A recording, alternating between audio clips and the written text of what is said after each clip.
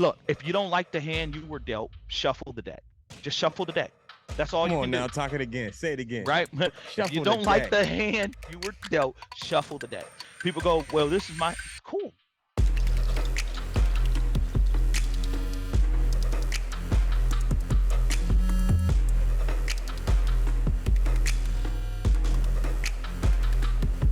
What's up, everybody? It's your boy Trey Tipton. I'm back again with my co-host, Mr. Kevin Gray. And we're back again on Tre'd Talk. We're excited and ecstatic to be able to have an incredible guest here today. Guest, can you explain to everybody who you are today?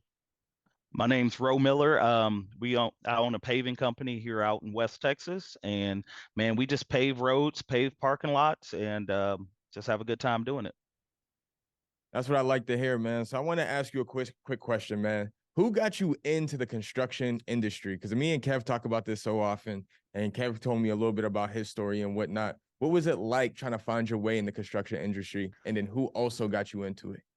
Okay, I'll give you in 30 seconds or less. A buddy of mine had mentioned I was doing outside sales at the time for Verizon, and a buddy of mine had mentioned that they were looking for a kind of not a construction manager, but a rental manager for a rental fleet, about 150, 200 pieces of equipment. And so that kind of got me into it.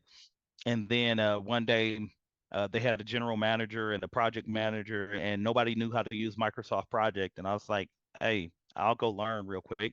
And I learned that in, I don't know, a couple days. Went and put together a couple presentations. We got a huge pipeline deal and a huge construction deal. And from there, I mean, that just really took me into it. Never thought I would be in construction because I am not like, man, I want to go out there and go fix stuff. You know, some people want to go out there and just, I got to put my hands on it. That's not me at all. But what I fell in love with the fact that you get to see your progress as you go. Like you're building something and you get 100%. to see it. And it's been rough trying to find your way because a lot of people are not very helpful. They want to keep the secrets to themselves. They don't want to share information. Right. You know how it is out there. So Yeah. that's my answer. Okay. Until he found us. You know what I'm Yes, sir. saying? You know how it always goes. Yeah, So- Ro is one of our newest inner circle members. So That's Yes. huge, man. Yeah. Who inspired him to do that? Is that you, Kev? no, he inspired himself, man. He popped up in the system, and we're like, who's this cat? And I believe Joyce reached out to him. You know, Okay. he filled out the application online. I think Mhm. Joyce followed up with him, and then you and I had probably maybe 45-minute hour conversation after that, and the rest was history, man. Like, Oh, I man. was like, we got to get this dude in the door. So tell me your first impression, man. I want to know how you felt the first time you met the TCS members, because my first experience was incredible. You know what I mean? So I'm curious to see on how it was for you. I felt very easy, like very immediately invited in, very welcoming, very much so like everybody has knowledge, but nobody feels like I'm this, I'm that, you know, I'm so important. Right. Everybody was down to earth, very welcoming, and that's a breath of fresh air, you know. So I felt like invited, felt immediately included and plugged in.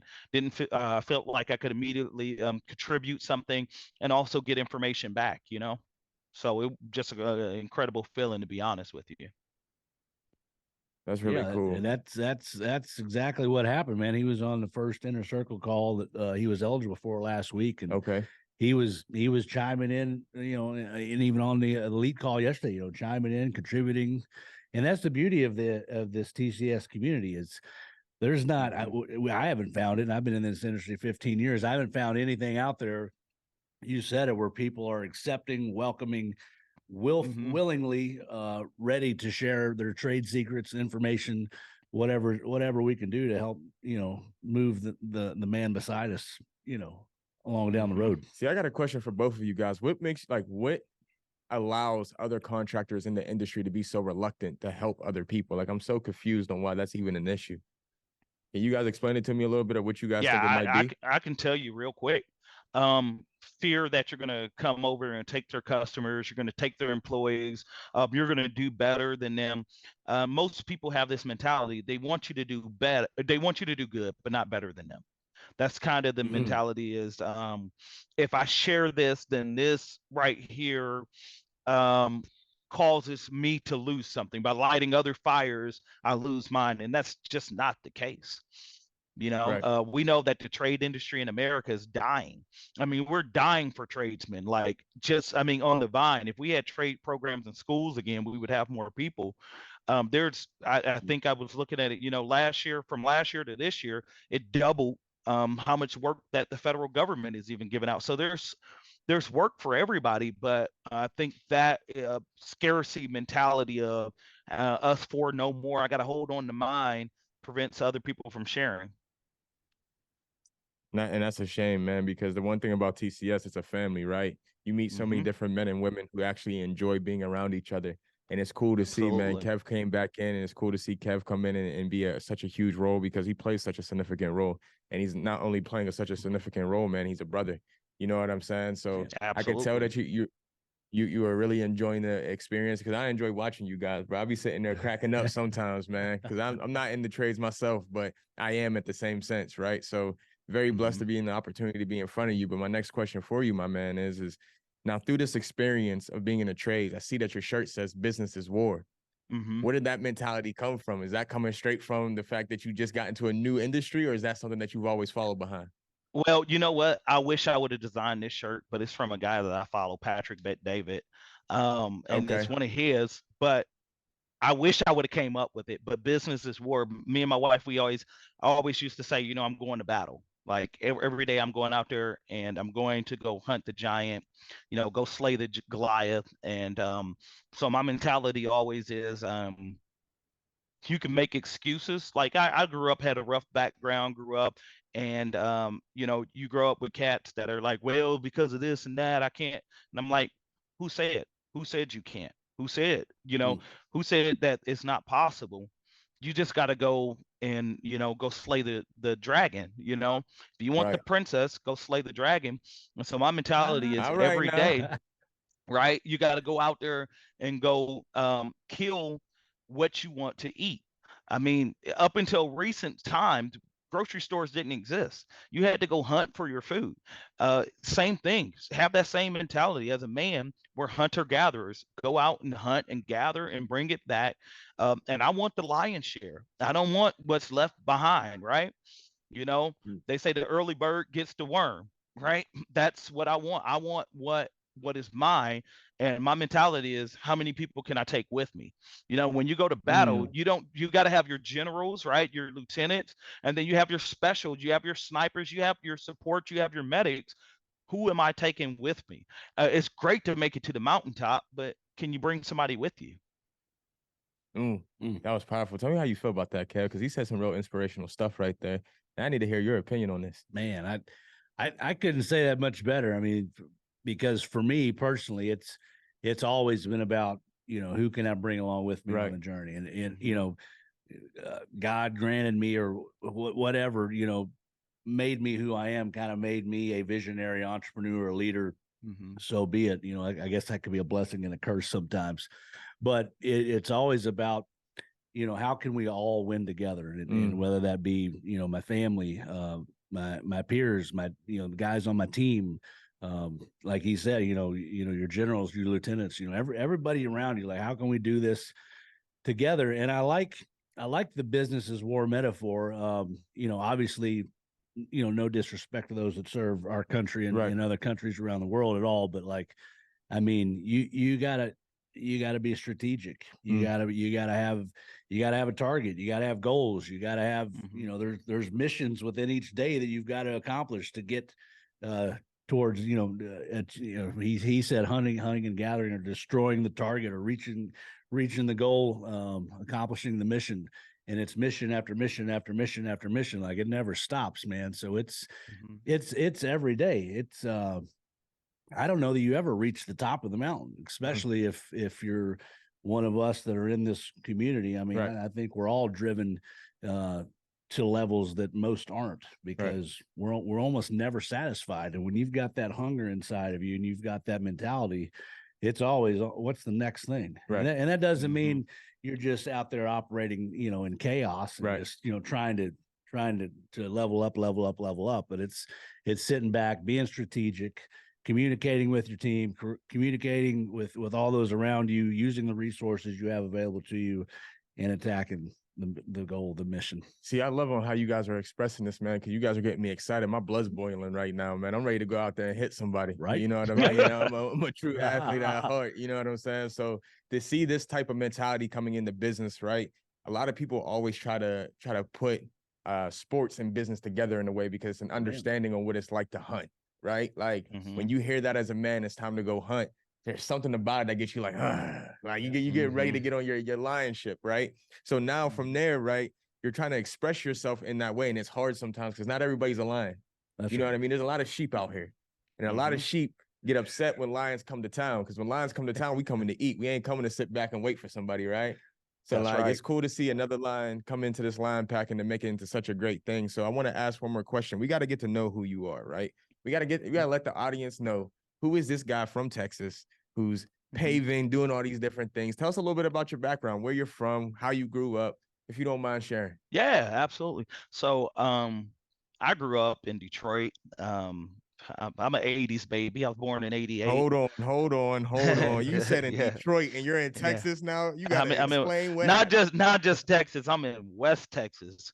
I'm out here in the middle of nowhere, pump jacks everywhere, oil field city. All right. And I grew up a little rough, you know. I'll give a quick background. You know, I got quite a few siblings, but you know, I remember my first year in high school. I was in ninth grade. You know, found out my mom was murdered. Right. My dad went to prison, not for her murder, for other things. That same year. And you can have the attitude of, okay, I'm gonna hit the streets. I'm gonna go out here. I got to do what I got to do. Whoop-de-woo. Or you can go, I'm going to man up and I'm going to figure it out. I had younger siblings. I have other people that are looking up to me. And at that juncture, I go, okay, I need structure. I need boundaries. I got to set some things up. I have to get this stuff done, regardless of how I feel, put my feelings to the side and go, what I got to accomplish? Doesn't mean I've always made the best decisions, but I understood that without the boundaries, then I'm just going to make worse decisions. I'm going to make excuses. I'm going to find a way to not get things done. And so go through that, you know, I graduate high school. I mean, I've been working since I was a kid. We were out selling candy. You know, the rule was if you bought it for 50 cents, you sell it for $1, right? That's just kind of how it went. Went out there, of course, man, school, I played a lot of spades, dominoes, chess. He was a hustler, right? baby. He was I was a hustler. So we were out there, you know, I learned how to shoot dice in high school. I lost a lot of money learning because nobody taught you the rules to the game. You just had to pick it up. You either watched it and you learned and oh, okay, I get it now. All right, so 7, right? All right. You know, all right, cool. We hit my point back, hit 11, boom. And that translated for me is like, yeah, you have to get out there and you got to go work. But I seen a lot of guys, oh man, I'm going to go over here. I'm a mechanic. I'm going to go over here. I'm selling this in the streets. I'm over here doing this. And at the end of the year, they didn't make any more money than if they would have just worked one job. They didn't do anything. They didn't have anything to show for it. And my goal was to always to better myself and better those around me. So I moved out to Oklahoma, went to Bible school out there. Man, learned a lot. Worked as a server at Texas Roadhouse, who has the most amazing food. And waiting tables teach you a lot about the construction industry as a whole. You bite your tongue a lot, right? People say dumb things. You just bite your tongue. People ask for weird custom items that take longer to make. They're going to be impatient. People are more touchy about their food and their kids than anything else. You're gonna hear people talk in different ways, and you're going to have to navigate different types of people that come in. You're going to have your regulars. You're going to have those that just come in every so often. You're going to have those that they can't really afford to come out to eat, but every once in a while. And so you can't get mad because you get tipped this amount or that amount. So each one teaches you a little bit like about a job. Okay, this job may be a little one, but it may lead to a greater one. And then you just get to have conversations with people. You can have surface conversations or things that are a little bit more deeper. And so you learn how to navigate conversations. And so I went through all of that. A buddy of mine got married here in Texas, so I moved out to Seminole, Texas. You'll never figure out where that is, but if you know where Lubbock is, Texas Tech, we're about an hour and 15 minutes south of there. If you know where Midland is, if you watch Friday Night Lights, you know Midland. Yeah. Rich doctor from Midland. So we're an hour north of Midland, Odessa area. So we're in the middle of nowhere. But learning that in life, that you can, not everything that happens to you is your fault, but everything that happens to you is your responsibility to deal with. So there's a difference. come I don't on, have to talk to me. place blame on myself and go, well, my mom, well, I can't change that, but it's my responsibility to deal with that. I didn't cause it. However, it is still my responsibility. I can take that trauma and I got 4 kids, and I can put that trauma into my kids, or I can say, hey, I'm going to deal with this, process it, and go, okay, it's my responsibility now. Everybody goes, well, this was dumped in my lap. Absolutely.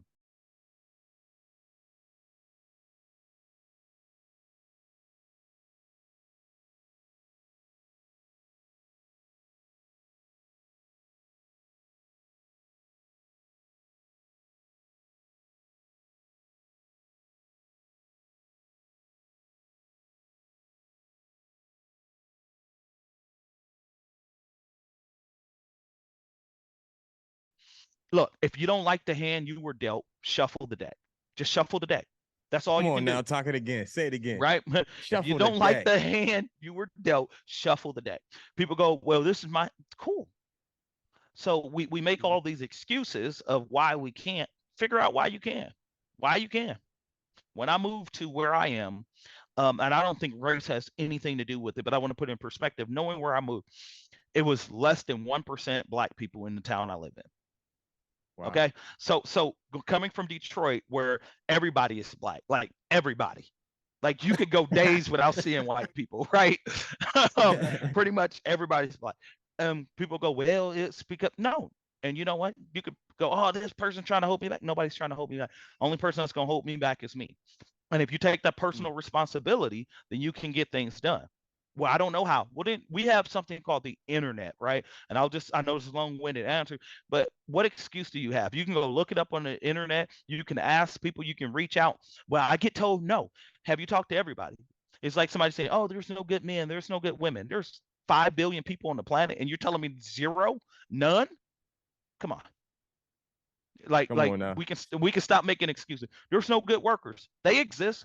Look harder. You know, I don't accept excuses. No is not an answer that's acceptable to me. How can we do it? My accountant tells me, no, we can't write that off. No. How can we write it off? What do we need to do to make this a write-off? What is, because there's some reason, there's some way. So where there's a will, there's a way. I always look for the why behind the what. I don't care what it is. Where's my why? My why will motivate me to run through that wall to get whatever it is done that needs to be done. See, you got me ready to box somebody right now. Yeah, man. You got me ready to get up and start fighting back right now. Stand in front of me, see what happens. That's huge, man. That is huge. And I want to be able to give you kudos to that. Kev, give me a little bit of response to that, because right now I'm kind of shocked. I just got off an airplane and drove over here and immediately sat down in the studio. And I was ready to go for this interview, but now I'm ready. This has been great. Dude, just relating it to just life in general, or, some of the struggles I've had, you had every excuse in the world to say, fuck it. You had, what you went through as a high schooler, I don't know, you're 16, 17, 18-year-old, somewhere in there. 14. 14. Shit. You had every excuse in the world, especially considering your environment, to say, this is my life. This is the hand I'm dealt. This is where I'm at. I'm stuck. Right. And you took the lessons that you just told us about teaching yourself or learning how to throw craps, and apply that to life. It's the information's out there. It is. You can figure. It's all about how much will and how much desire you've got inside of yourself to say, I'm not going to stand for that. I'm not going to let this be my fate. That will not be my future. and I'm going to do something about it. Right. It may be a long, slow, tumultuous, adversity-stricken process, Right. for a while. Most of the time, if it's worth anything, it is, right? It's going to be hard work. But my God, to see you sitting there today where you're at, knowing just a little bit about your story, where you are currently and your aspirations of where you want to go, man, I got to say, my hat's off to you, man to man, for just reaching down and grabbing your nuts, basically, and saying, I'm going to do something about all this. Because I got people that rely on me. I got people in my life that count on me. I got people in my life that look up to me, that respect me, that I'm a role model to, and I got to do the right thing. So we all might have a chance, right? Absolutely. And I That's love it. that, man. I love that. I love that. I love that because right now, man, you're realizing on the responsibility that you have as a leader. And there's not a lot of people who understand the responsibility of a leader because they're scared of the responsibility. And to see that you're out there ready to take hold and become that person, man, it's an incredible thing. And I want to give kudos where it's deserved, bro. Again, like we all go through our trials and tribulations, but stepping up to the plate is the hardest thing to do. Because as a man, we go through a lot of different trials and tribulations, but we're still expected to step up, and you did, right? Because we got those people, and I know you got those people in your family who are fathers but don't act like it. I don't think they heard me. They're fathers but don't act like it, right? They're grandfathers and don't act like it. They're mothers but don't act like it, right? So to be on exactly who you are and to stand on the things that you talk about, come on now, we don't got that many people in the world that do stuff like that. There might be 5 billion, but there's not many of those, right? So it's like to get those people, man, I think they're right in this group. It's right here in TCS. It's right here in the space where you're allowed to be yourself, right? You're allowed to be a lion. It's sometimes hard to be a lion when there's a bunch of sheep around you. Yeah. And then you start acting like some of the sheep just because you got too many around you. Yeah. You need those people around you who are going to hold you accountable into being a lion, man, because life gets hard as can possibly be in every which way for every single person. It doesn't matter who you are. I can't tell you what your trauma is worth because your trauma might be worth more than mine or less, but that's for you to decide. Yeah. You see what I'm saying? That has sir. nothing, that's not a decision made by me. It's a decision made by you. So with that said, how do you stand up to your trauma? How do you stand up to your faults, man? So this is a question I have for you. What was the hardest lesson that you had to learn in owning a business? Oh yeah, I asked tough questions, by the way. Man, the hardest lesson probably would have to be nobody cares how hard you work. Your washer machine works very hard. Your refrigerator runs all the time. It's about what you produce. What value do you add? You could be the hardest working guy, but if you don't add any value, you don't get any more money. You don't get any more time. I stopped trying to do 100 things a day. I focus on 1 to 3 and block out the rest of the noise. That's been the hardest thing is going, look, it is hard work. Yeah, operators work hard. The guy on the shovel works hard. You know, but what value are they adding? The general may not be on the battlefield, but if he doesn't plan the attack, then guess what? Everything else fails. If I went to Walmart and I seen the CEO of Walmart bagging groceries, I would be like, uh-oh, is the undercover boss or what's wrong with the business that you have to be out there bagging groceries? Because who's making the product decisions, who's redoing the store, who's making the important big decisions? But we can either work on our business or work in our business. And I spent the first couple years working in my business. I got to do this. I'm not doing all that. I got to go out there and go. Nope. Why? It's a low level activity. Okay, I can pay somebody to wash my dishes. I can pay somebody to wash my car. I don't have to spend 2 hours washing my pickup, right? I can drive it through there, or I can have somebody come out and do it. And deciding how I spend my time is the most important thing. I have 4 kids now. Understanding that time I don't get back, right? I'll never get that time back. So how do I spend that time and who do I pour into? So I stopped taking every phone call. I don't reply to every email. I don't reply to every text because that causes me to be distracted and take time away from my business, take time away from my family, take time away from what's important. If I had a year to live, what would I do with that 1 year? How would I spend that 1 year worth of time? And I think, it's more important to finish those 1 to 3 things a day than to try to put out every fire. And I equate that to loaning money. If I don't loan you the money, you're going to be in the same shape that you were in before, right? Right. You would have to find another way. I'm not your savior. I had growing up, they used to always call me Captain Save a Hoe because you think you can save everybody. You save everybody. Savior complex, right? And so I decided I'll throw you a floaty if I can. But first, I got to put my mask on, right? And then I can help somebody else. It does me no good to fight to put your mask and fight you trying to get it on if I'm over here dying. So I'm going to take care of me first. In the Bible, it says a man that doesn't take care of his own household is worse than the heathen. So first, I take care of me, and then I'll take care of whoever else I can. But if I start treating your wife better than I treat my own, you'd be like, whoa, bro, what's up? My wife would be like, whoa, what's up? Right? It's my job to take care of her first. And then if I can help you and your family, then I will. And that's my Hey man, approach you to got me ready business. to go. Hey man, I didn't even expect you to come on here today, and I can't lie to you. I'm so thankful you did. You talking right to me today, man. You speaking Well, some thank real you. soulful stuff, man. I needed to hear that, and I wanted to tell you that, man. You are an extremely good, well-spoken leader, bro. You're a Well, very thank you. good, well-spoken leader, and that's the highest I could possibly give you right now. You know what I mean? Until we meet in person, man, I'm very Yes, thankful sir. that you joined this incredible group. Kev, I think you got a good one, man. I think you really, really got a good one. I knew it the first time I talked to him. I was like, this dude needs to be in the group. Like, Oh man. just and it's because you were saying I don't want to talk too long. I know we're about out of time, but like it for you, Rowan, I could tell right away it was you weren't here just to get, you weren't here just to take, you were here to figure out what you could pack into this stream at TCS, and it sounds that's the way you live your life. See, what can you pack into the Yes, sir. stream of life, and live a purpose driven, purposeful life, basically.